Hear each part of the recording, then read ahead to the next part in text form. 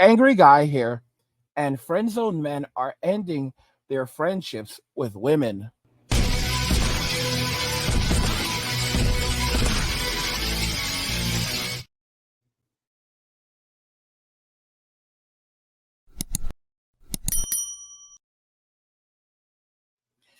Guys, please help get this channel to 100,000 subscribers by subscribing to the channel if you already haven't, like the video, and turn on notifications to never miss another video ever again. Now let's begin. So, friend-zoned men are ending their relationships, their friendships with women. Let's just go ahead and jump right into the first video. Men don't stay friends with you after you've rejected them. Some women get offended when she's done friend-zoning a guy and he wants nothing to do with her. She feels used. But here's the thing. It can be painful to be around someone you like that, knowing that they're probably pursuing somebody else. It can hurt his confidence. And he has a right to choose the relationships that he wants to be in, especially when he's not getting what he wants out of them. And she makes such an amazing and valid point. Modern day women believe that they are the prize and that they are entitled to everything, that a man is just there to provide value and utility in their lives, and that they are not responsible or accountable for anything other than their presence. The guy should just be thankful that they're allowing him to be there, because there are many other guys that would jump at the chance to be in her life, to be a part of her life, and to allow her to bestow their presence upon them. This is a very narcissistic way of viewing things. Women want to have a man that will give them the benefits of a boyfriend without them giving anything in exchange. And on top of that, they want the man to watch as they go on dates and have relationships with other men as they are still providing utility to them. It's literally a classic case of, I'm going to have my cake and eat it too. And historically, men would never do things like this. They would never settle for these types of relationships. But men have been conditioned by society to accept just about anything a woman says or does, including lies. That's the reason why M2 is raging once again, and why it even raged in the first place, because of the believe all narrative. Basically, a woman can never do any wrong. Even when she's wrong, she's right. And men are always guilty until proven innocent. And even when they're proven innocent, it doesn't matter because they're still guilty. This is the ultimate narrative that is out there. Women are victims, powerful victims, and men are villains. Pathetic villains. And it's been going on for so long. I mean, look how television changed since the 80s. We went from shows like The Cosby Show, which showed the results of a strong patriarchal family, to modern day shows starting in the 2000s, and some of it even started in the 90s, and then it became just very prominent in the 2000s to show shows where it's a strong matriarchal presence, where the woman is a doctor and sassy and brilliant, and the daughter is going to go to an Ivy League school, while their son is literally a nitwit who can't get girls and doesn't really have much of a future. Hopefully he can get a job driving a truck, and they're going to portray him as a total loser driving that truck. And the father is a total nincompoop who's essentially Homer Simpson. He's not too bright. He's just there for comic relief. He hit the lottery, that finding some woman that would be in a relationship with him. I mean, that's the continuous narrative, and it just basically amounts to woman good, man bad. Do you guys remember Animal Farm and how that actually played out in the end? Where the animals said, how did it go, guys? Was it 4 legs good, 2 legs bad? But if you remember the ending of Animal Farm, basically they set up a socialist society that then became a communist society, where there were many of the animals that got deleted, tons of betrayals, and by the end of the book, Instead they went from, you know, four legs, four legs good, two legs bad, to four legs good, but two legs better, because now the now the pigs, who had essentially taken over the farm, kind of basically like the matriarchy, were now walking around on two legs like men and making deals and negotiations with the men. And they basically had sold their own into indentured servitude. And the situation they ended up in is that they ended up much worse than they would have been living under the farmer, living under the rule of the farmer. It's absolutely crazy, but that's how societies absolutely work. When you decide that you want to create a society where everyone has the same, and we're going to call this equitable and it's kindness. Guys, you have to remember that people who support socialism and communism, they believe that communism is kindness. It's not a form of, it's not control, which is really, that's what they believe. They say it's not control, it's kindness. Communism is kindness. I mean, guys, think of and then we look at the countries where they've tried this out, and we see the ultimate result of that. We see how, the country's absolutely fair. We look at Cuba. How's Cuba doing? How did Cuba do under communism? We look at North Korea. How's North Korea doing with that? How are the people doing in the country? Are they eating well? Are they living well?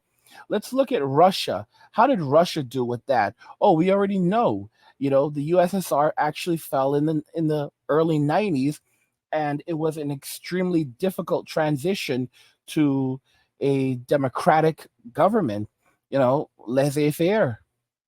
How did it work for China? Oh, we already know that.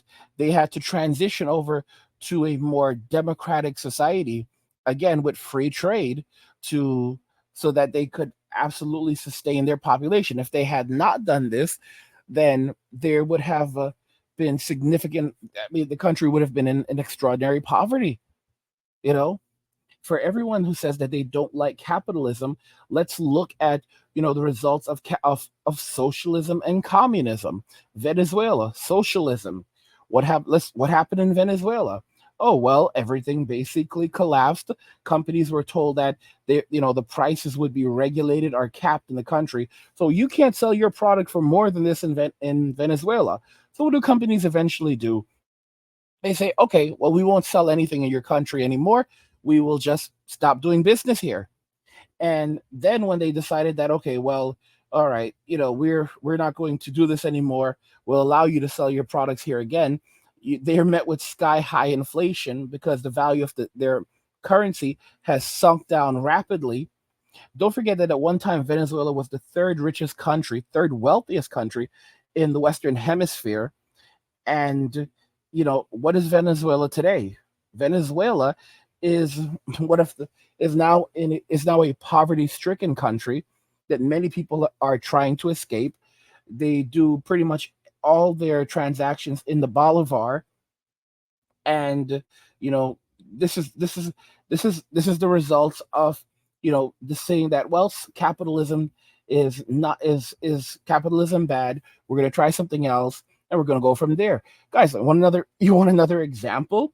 Many of you like visiting Jamaica and vacationing in Jamaica, but you also know that there's a lot of poverty in Jamaica. How did that happen? Jamaicans are such nice people. They're really hardworking people, the ones that I've come across. Well, there's actually an explanation for that. You see, when Jamaica became an independent country, they were actually thriving. And they were thriving so much that there were people in the country, specifically the first prime minister, to my understanding, who said, you know what? We're so prosperous, let's try socialism. So they tried socialism for like 20 years. And over that time, it destroyed their economy. The country never recovered from socialism, and now they have unemployment rates of around 20%. That's last time I reviewed that. Around 20%. 20%. And that's the effect of socialism. And it's amazing because the same people who supported this and pushed for it. When everything goes downhill, what do? They actually abandon their countries, move to a country that is strictly capitalist, and then they begin pushing and advocating for the same type of government and the same type of policies that ultimately led to their countries sinking into extraordinary hardship that they were never able to recover from. Don't forget that in Venezuela, when things went downhill in Venezuela, women were no longer able to access hygienic products. Toilet paper became non existent. This is what I mean, the basic living things did not exist anymore. It's amazing when women talk about the pink tax and how certain things should be free, hygienic products should be free. But guess what? Someone has to pay for these things. They are not free. It requires labor. And this is something that women don't comprehend. What they truly want is they want men to do the labor and them to benefit from it and live off the labor. They want the government to reallocate wealth and resources from men to subsidize the living of women indefinitely, providing housing, shelter, food, clothing, disposable income, health care. All of this should be provided by the government. And you know what's intriguing about this? It'd be really interesting if you asked women, should men and women have equal access to to resources under socialism or communism? And it'd be very interesting to see the responses, because right off the bat, I will predict there will be a large number of women who will actually say, specifically feminists, who will say no, that men and women should not have equal access to resources under socialism and or communism, because we should be striving for equity to create equality. Why would you give someone who's making $100,000 a year equal access to resources that's someone who is making $20,000 a year? That doesn't make any sense. What we need to do is give, and we know that women typically are not paid for their emotional labor in the home. They're not paid. So women who don't work should be receiving this. We know that there is a gap in the amount of wages that men and women earn. So obviously you would not just hand out free money to men. You would give people who would most benefit from this, who are by most affected by the differences in income and wealth inequality, more, or our money period. And because men naturally have the advantage in society, it's not necessary for men to even receive help, this type of aid, because they're born with a gold spoon in their mouth. They're born with everything. Just by being men, they're going to get access. They're going to get all of these things for free that women are restricted on and have had to fight for. This is going to be the argument. This is 100% the argument that they would use. So they would be fighting for socialism for some, but not socialism for all, or communism for some, but not communism for all. Yeah. Guys, help get this channel to 100,000 subscribers if you're enjoying the content by subscribing to the channel if you already haven't, liking the video, and turning on notifications to never miss another video ever again.